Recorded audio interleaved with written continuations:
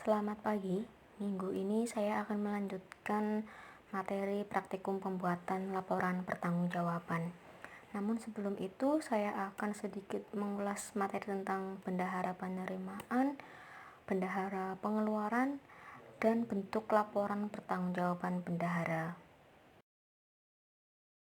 Seperti yang sudah kalian tahu, bendahara penerimaan ini adalah orang yang ditunjuk untuk menerima, menyimpan, menyetorkan, menata usahakan, dan mempertanggungjawabkan uang untuk keperluan belanja negara dalam pelaksanaan APBN. Nah, penerimaannya atau penerimaan uang ini berasal dari mana saja? Yang pertama itu disetor langsung ke rekening bank SKPD. Yang kedua, disetor melalui bank lain, badan, dan lembaga keuangan. Yang ketiga, disetor melalui bendahara penerimaan. Sedangkan bendahara pengeluaran adalah orang yang ditunjuk untuk menerima, menyimpan, membayarkan, menata usahakan, dan mempertanggungjawabkan uang untuk keperluan belanja negara dalam pelaksanaan APBD. Bentuk laporan pertanggungjawaban bendahara menyajikan informasi yang pertama keadaan pembukuan pada bulan pelaporan yang meliputi saldo awal, penambahan, pengurangan, dan saldo akhir. Yang kedua, keadaan kas pada bulan pelaporan yang meliputi uang tunai di brankas dan saldo di rekening bank. Yang ketiga, hasil rekonsiliasi internal antara pembukuan bendahara dan unit akuntansi kuasa pengguna anggaran. Yang keempat, penjelasan atas selisih. Ini apabila ada selisih antara saldo buku dengan saldo kas.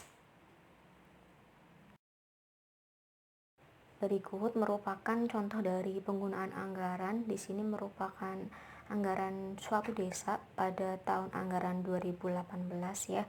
Nanti kita akan belajar bagaimana cara melakukan penjurnalan yang baik ya. Saya pisahkan berdasarkan tanggal biar kita lebih mudah dalam melakukan penjurnalan ya. Nah, di sini yang tanggal 4 Agustus diterima pencairan dana desa dari pemerintah pusat ke rekening desa sebesar 294 juta rupiah. Tanggal 5 diterima pencairan alokasi dana desa dari pemerintah kabupaten ke rekening desa sebesar 196 juta rupiah. Dan PAD secara tunai dari pengelolaan tanah kas desa sebesar 147 juta rupiah. Hal yang pertama kali kalian lakukan ketika akan membuat jurnal atau membuat laporan adalah kalian melakukan pencatatan judul dari laporan yang akan kalian buat. Nah, di sini karena yang diminta adalah membuat buku kas umum, yang pertama kalian tulis adalah buku kas umum, bawahnya identitas dari laporannya, Desa Gamah, Kecamatan Pedarungan, tahun anggaran 2018. Harus seperti ini ya, harus ada kopnya, harus ada kepalanya, nama dari laporan tersebut, identitas dari pelaporan, dan tahun anggarannya. Di sini ada 8 kolom ya, yang berisikan nomor, tanggal, uraian, penerimaan, pengeluaran, nomor bukti, jumlah pengeluaran, dan saldo. Langsung saja kita mulai mencatat ya. Yang nomor 1, tanggalnya 4 Agustus 2018, kalian cukup menuliskan 4 Agustus 18. Uraiannya dana desa ya, seperti yang di deskripsi, dana desa. Langsung kalian masukkan ke kolom penerimaan, ditulis nominalnya sebesar 294 juta rupiah, dan di saldo kalian langsung tuliskan 294 juta rupiah. Di tanggal 5 ini ada 2 transaksi ya. Di tanggal 5 yang pertama ada alokasi dana desa 196 juta rupiah kalian masukkan ke penerimaan. Sedangkan saldo merupakan hasil penambahan dari 294 juta ditambah dengan penerimaan 196 juta rupiah. Total saldo tanggal 5 yang pertama ada 490 juta rupiah. Paham sampai sini? Lalu Ibu lanjutkan ke yang tanggal 5 yang kedua. Hasil pengelolaan tanah desa. Penerimaannya sebesar 147 juta rupiah. Berarti di saldo menambahkan 490 ditambah 147 juta rupiah. Ketemunya 637 juta rupiah.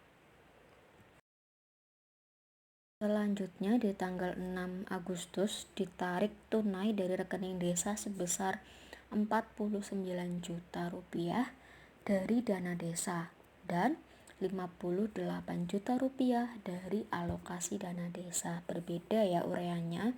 Yang pertama kita tuliskan dulu uraian dari dana desa, lalu di kolom pengeluaran dituliskan nominal 49 juta rupiah, lalu di jumlah pengeluaran kalian tuliskan 49 juta rupiah, dan di saldo ini merupakan hasil pengurangan dari saldo yang sebelumnya dengan pengeluaran yang pertama, yang berarti 637 juta rupiah dikurangi 49 juta rupiah, ketemu angka 588 juta rupiah.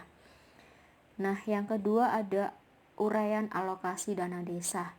Di kolom pengeluaran kalian tuliskan angka 58.800. Jadi jumlah pengeluaran 49 juta ditambah 58.800. Lalu di saldo, untuk mencari saldonya kalian berarti mengurangi saldo yang sebelumnya, yaitu 588 juta rupiah dikurangi 58.800 rupiah, ketemu angka 529.200. Sampai sini paham ya cara kalian mendapatkan saldo, cara menjumlahkan pengeluarannya. Ibu harap kalian bisa memahami angka-angka ini. Lalu di tanggal 6 yang kedua dibayar gaji kepala desa dan perangkat desa dari ADD sebesar Rp23.520.000 dan tunjangannya dari PAD sebesar Rp29.400.000. Di tanggal 6 yang kedua juga kita melakukan 2 kali penjurnalan ya. Yang pertama dengan uraian gaji kepala desa dan perangkat dengan nominal di kolom pengeluaran Rp23.520.000. Nah, berarti jumlah pengeluarannya Rp107.800.000 ditambah dengan Rp23.520.000, ketemunya Rp131.320.000. Sedangkan untuk saldo yang sebelumnya di angka Rp529.200.000 dikurangi dengan Rp23.520.000. Ingat, dikuranginya dengan pengeluaran, bukan dengan jumlah pengeluaran. Ya.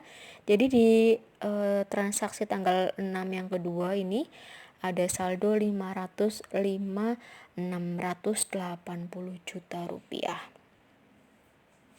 Lalu di tanggal 6 yang kedua, transaksi yang kedua, tunjangan kepala desa dan perangkat. Di kolom pengeluaran dituliskan angka Rp29.400.000 menjadi di jumlah pengeluaran Rp131.320.000 ditambah dengan Rp29.400.000, ketemu angka Rp160.720.000. Lalu di kolom saldo yang sebelumnya Rp505.680.000 dikurangi Rp29.400, ketemunya Rp476.280.000. Dan di tanggal 10 Agustus dibeli ATK sebesar 4.900.000 pada toko Gramedia. Dibuatkan jurnalnya tanggalnya 10 Agustus, uraiannya alat tulis kantor, di kolom pengeluaran kalian tuliskan angka Rp4.900.000. Untuk menjumlah pengeluaran dan mendapatkan hasil saldonya, caranya sama seperti tadi ya. Selanjutnya di tanggal 12 Agustus dibayar pengadaan kepada fotokopi bintang sebesar Rp1.764.000. Nah, langsung saja di jurnal tanggalnya ditulis 12 Agustus, uraiannya pengadaan atau fotokopi. Di kolom pengeluaran kalian tuliskan angka Rp1.764.000. Dan di kolom jumlah pengeluaran berarti dari jumlah pengeluaran yang sebelumnya ditambah dengan pengeluaran yang pengadaan atau fotokopi. Saldonya berarti dari saldo yang terakhir Rp471.380.000 dikurangi Rp1.764.000. Maka saldo di tanggal 12 ada Rp469.616.000. Kemudian di tanggal 18 Agustus dibeli secara tunai komputer dan printer senilai Rp13.720.000. Nah, pada saat penjurnalan kalian tuliskan tanggal, uraiannya pengadaan komputer. Di kolom pengeluaran kalian tuliskan angka Rp13.720.000.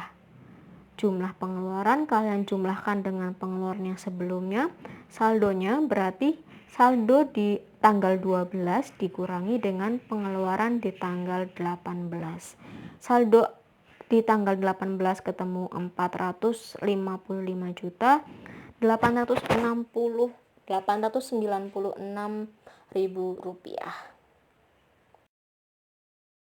Nah, di tanggal 19 Agustus ini banyak sekali transaksi ya, dari mulai upah kerja sampai ke belanja prasasti kegiatan. Nah, di sini ada uraiannya. Misalkan di upah kerja itu untuk berapa orang, untuk berapa hari, terus untuk belanja makan dan minum itu untuk berapa kali makan.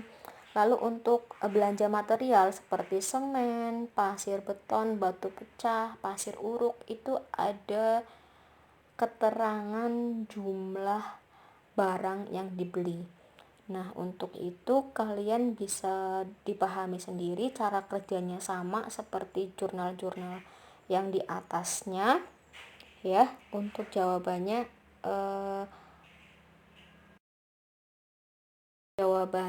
ada di sini ya. Jadi dari tanggal 19 Agustus itu kalian jurnalkan semuanya dari nomor 1 sampai nomor 12 ya.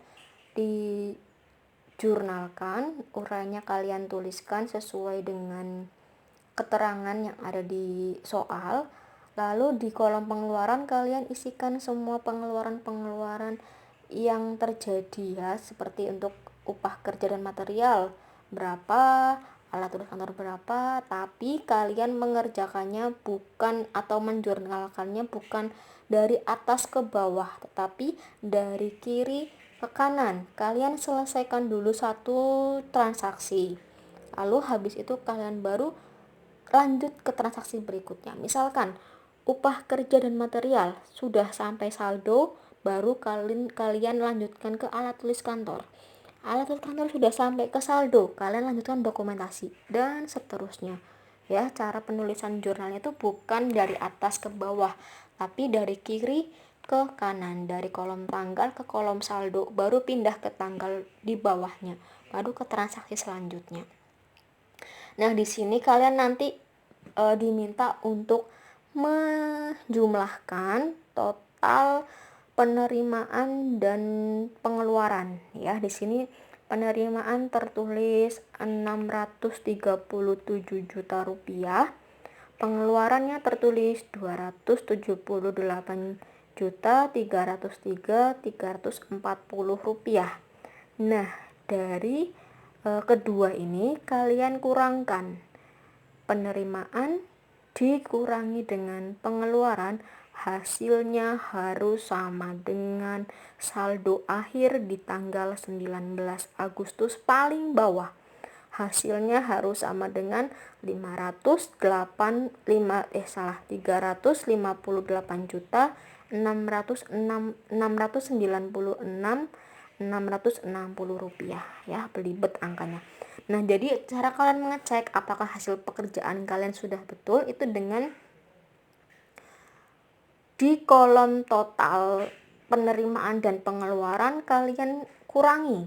Hasilnya harus sama dengan saldo akhir di tanggal transaksi yang terakhir. Di sini di tanggal 19 transaksi yang paling akhir.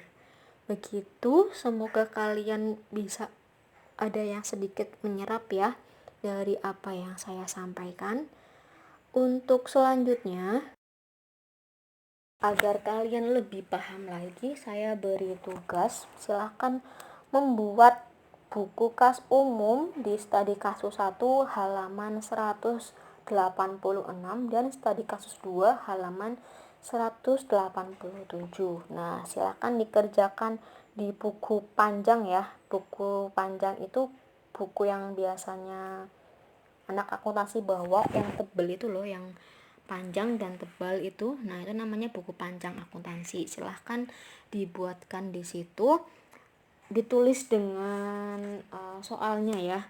Lalu pengerjaannya adalah yang pertama, kalian tuliskan dulu soalnya, semua ditulis soalnya sampai ke bawah. Terus yang kedua, kalian membuat buku kas umum ya. Setelah kalian membuat buku kas umum, kalian sisakan 5 halaman. Baru selanjutnya kalian mengerjakan studi kasus 2. Ya, paham? Nah, demikian penjelasan Ibu tentang buku kas umum ya untuk laporan pertanggungjawaban. Untuk laporan-laporan yang lain akan saya sampaikan di minggu berikutnya. Terima kasih atas perhatiannya. Wassalamualaikum warahmatullahi wabarakatuh.